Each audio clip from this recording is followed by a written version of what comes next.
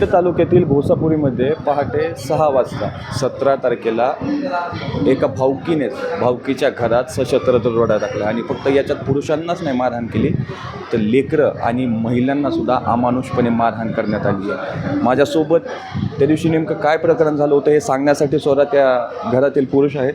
जरा काय सांगाल नेमकं काय झालं होतं आणि पहिल्यापासूनचं प्रकरण काय नेमकं? माझं नाव शहाजी नायबा माळे.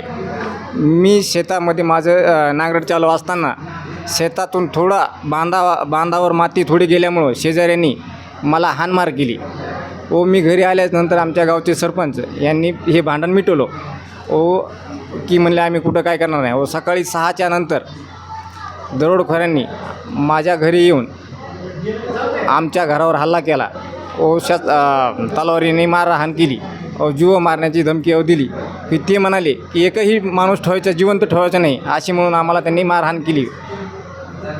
हे कधीपासूनचं चालू होतं? कधीपासून हा त्रास होतोय? हा त्रास काही नाही. हा त्रास आधी काहीच नव्हता. 16 तारखेला ही घटना झाली आणि 17 तारखेला त्यांनी मला मारहाण केली.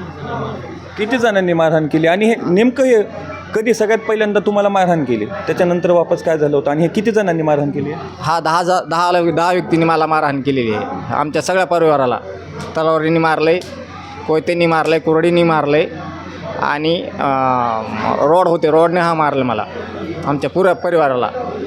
याच्यात कोण कोण आहेत? किती महिला वगैरे सामील आहेत? ह्याच्यामध्ये आमच्या इथं 5 महिला आहे, 5 पुरुष आहे, असे मिळून सगळे 9 व्यक्ती आहेत आम्ही. मला इथे आल्यानंतर कळलं की एक महिला ICUमध्ये आहे. त्यांना एवढं मारहाण केलं यांनी म्हणून? ते गंभीर जखमी अशी त्यांची काही परिस्थिती आज जगण्यासारखी सुद्धा नाही. आज ICUमध्ये आहेत त्या. आणि हे सगळे जे आहेत हे कोण आहेत? कोण हे? यांचा पहिल्यापासूनचा वाद होता काही किंवा मग त्या दिवशी जेव्हा सकाळ होते जेव्हा तुम्हाला मारहाण करण्यात आली गावातली लोक कोणी बचावासाठी आले नाही का? आणि हे लोक आहेत कोण नेमकं? हे आमचेच भावकीचे लोक आहेत, काही पाहुणे आहेत. सकाळी 6 वाजता गावातले लोक कुणी जागे नसल्यामुळे अंधारातच आम्हाला त्यांनी मारहाण केली. तुम्ही नंतर पहिल्यांदा अगोदर जेव्हा तुम्हाला पहिल्यांदा मारहाण झाली तेव्हा त्यावेळेस तुम्ही पोलीस प्रशासनाला कळवलं नाही का की असं असं झालं आहे म्हणून किंवा मला संरक्षण द्या वगैरे, माझ्या घराला धोका आहे म्हणून? मी पोलिसांना फोन केला, 112ला कॉल केला मी किंवा मला माझ्या कुटुंबाला धोका आहे. मला त्यांनी कुठलेही संरक्षण दिले नाही. मी 4-5 वेळेस कॉल केला किंवा माझ्या कुटुंबाला धोका आहे, मला पोलीस फोर्स पाहिजे. त्यांनी माझ्यावर कोणतीही दखल घेतलेली नाही. आता मागणी काय? आता एवढं मारहाण वगैरे झाली आहे, नेमकी मागणी काय असेल आता? माझी फिर्याद काय ते पोलीस अजून घ्यायला तयार नाही. माझी फिर्याद घ्यावा, माझी हीच मागणी आहे आणि बाकीच्यांना अटक करावं ही माझी मागणी आहे. आरोपीला भावकीकडनंच सशस्त्र असा दरोडा टाकण्यात आला आहे असा आळ घेतला यांनीच.